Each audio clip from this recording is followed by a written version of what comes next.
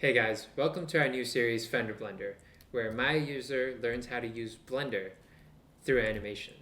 I'm Jamie. I'm a senior animator working professionally in the industry. I've worked mostly on animated features, but I've also dabbled in VFX and in TV. So why I wanted to start this series is because Blender is becoming a more popular software, actually a very popular software now. And a lot of studios have incorporated it into their pipeline, into their workflow. So as CG artists, I think it's important for us to stay up to date. And that's why I want to use this as a way to video journal and document my progress. But at the same time, I have accumulated a bunch of knowledge that was shared to me by a bunch of amazing animators and artists. And I thought, what better way to use this as a way to share it to you guys or to anybody who's interested in becoming an animator.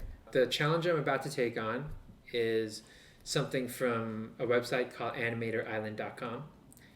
I haven't personally taken it before, but I'm sure other animators have or have at least heard about it.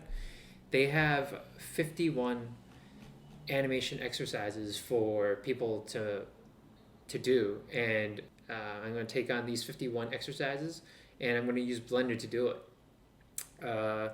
So hopefully by the end, I'll come out learning Blender or being used to the software, and also, getting better at my fundamentals. Getting better at animation.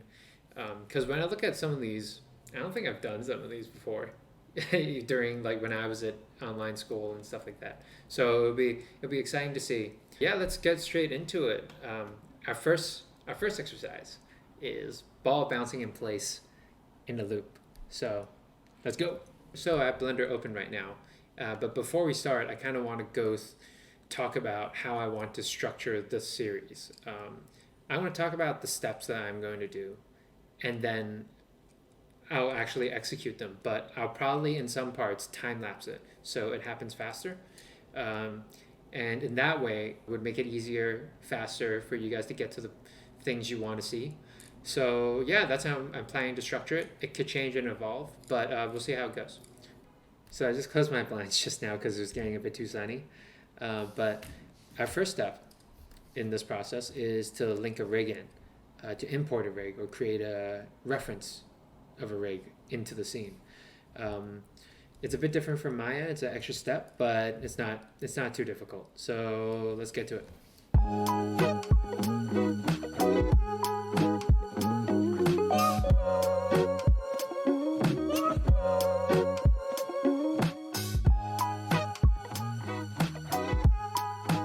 So we created the reference just now, or created the link.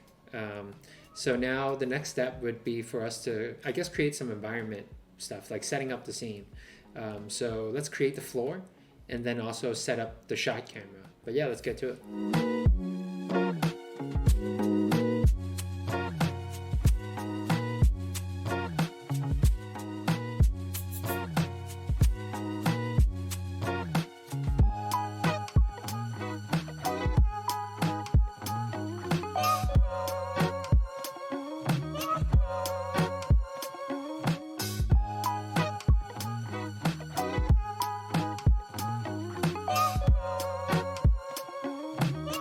So now that we got the camera set up and the floor set up, I think the next move should be to import some video reference. So I got some video reference of a basketball bouncing, and I want to import it into Blender. Quickly about video reference, it's a pretty important part to how an animator works. A lot of times we use video reference because it's a good way to study motion and study how things work in this world. Whenever you can, you should definitely shoot reference. And should definitely use it, but there's a difference between using it and tracing it. It's not the best idea to trace video reference. There's always something about it where it doesn't translate into the 3D world. It becomes sort of floaty. So take the elements you need and take the energy or the essence of it, and then tweak it to what your shot requires. So yeah, but for now, let's dive right in and import the image sequence.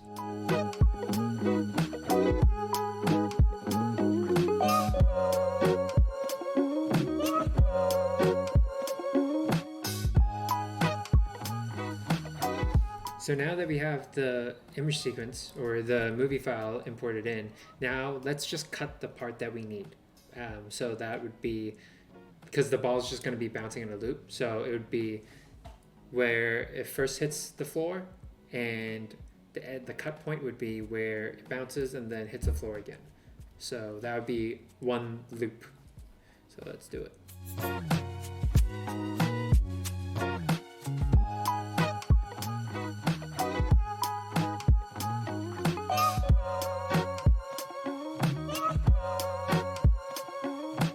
So yeah, that's it for cutting it. Now we have one loop. So if you can tell that here, one, where the ball is on the floor, it jumps up and hits the floor again. That's one loop, right? So the next step is to animate or to put some keys onto this ball rig. So I'm planning to put one key here, one key at the top at its peak, and then one key as it hits the floor again, because those are the storytelling poses. Just with those three poses, if you show it to someone, they're going to understand, oh, it's a ball bouncing. So yeah, that's what we're going to do now. We're going to key it, and then yeah, we'll see how it goes.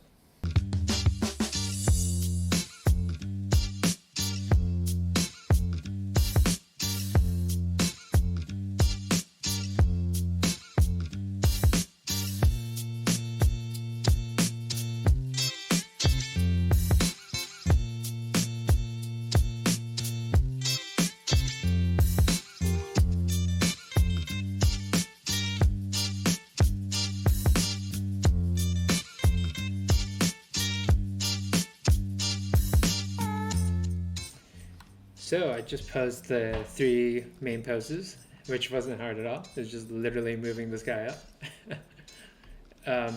But yeah, you can tell like it's off because the spacing is it's not there. And to be honest, I find it kind of slow as well. But let's tweak the curves in the graph editor first before we do any timing readjustments. But yeah.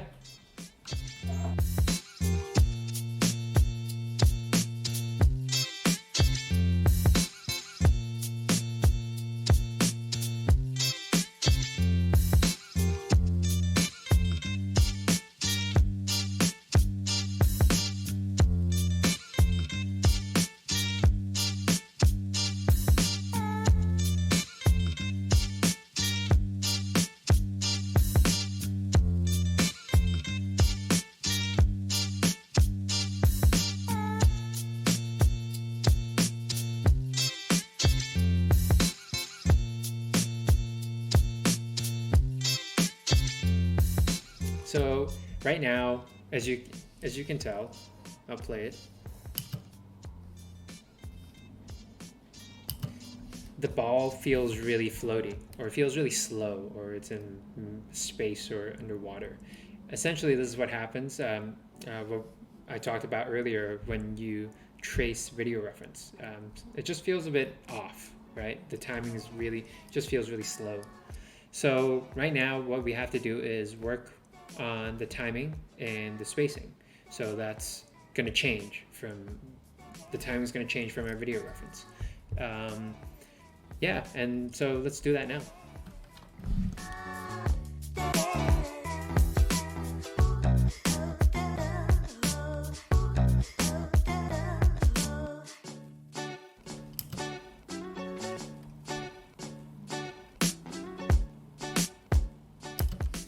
See, now that's a lot better for me. That feels a lot more snappy, a lot more energy, and I like it. It's a bit cartoony, but I sort of like it. I'm also going to add a loop on this, if I remember how. I think it's loop. Is it cycles? Yeah. Now look. Now it would be a loop. It feels good. Yeah, it feels pretty good. And we're done. No, I'm just kidding. If only it was that easy. So now that we got the general up and down motion correct, that's already half the battle, right? The other half is actually, the next step would be to add some squash and stretch. So we'll be using these controls. you know, these controls, which are really nice. And we'll add some, ooh, what did I just do?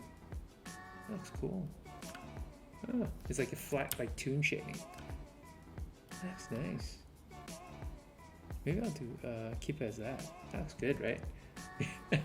Oh, what a pleasant surprise. Yeah, okay, so, yeah, we'll work on the squash and stretch now. Let's work on the bottom first, and then maybe I have something to talk about it, and then we'll move on to the top. So let's go.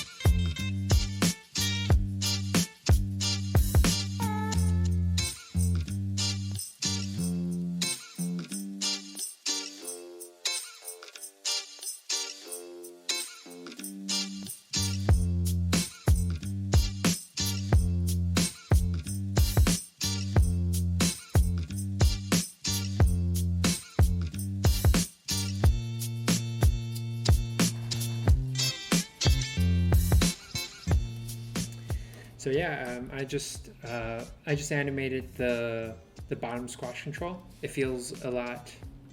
Ooh, feels a lot more rubbery and cartoony now, which I like. Feels pretty good. But I've only added the stretch really. So now I want to add the squash. So when it comes down and hits the floor, it should like squash a bit. I'm going to add that using the top squash controller. So we'll see how it looks.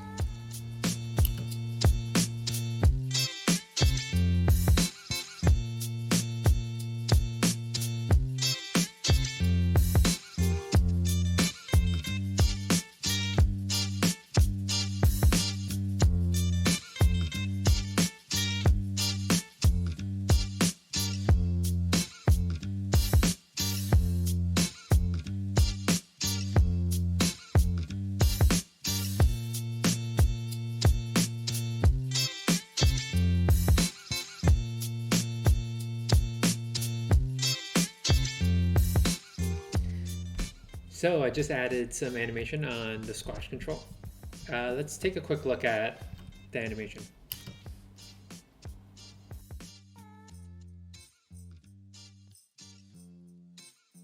It feels pretty good. I'm actually pretty happy with it, to be honest. I'm surprised that Blender hasn't really given me too much grief yet. I've actually been enjoying learning this new software. But yeah, I think we can call the first exercise done, complete. It's I feel good. But yeah, let me know what you guys think. Let me know what you guys think about this series, and let me know if you guys have any tips for me or anything to make my workflow faster, and whether I'm doing something really stupid. Our team just wants to make content that is helpful to people, that's helpful for animators, to learn, and for people who want to get into the industry, to get a job in the industry, to learn from. I think the next exercise that we're doing is, let's see, ball bouncing across the screen. Just me thinking ahead. I believe that we can use what we have from this exercise and sort of layer on top of it. And I think we'll get something pretty quick and pretty fast. So I'll see you guys on the next episode. Peace.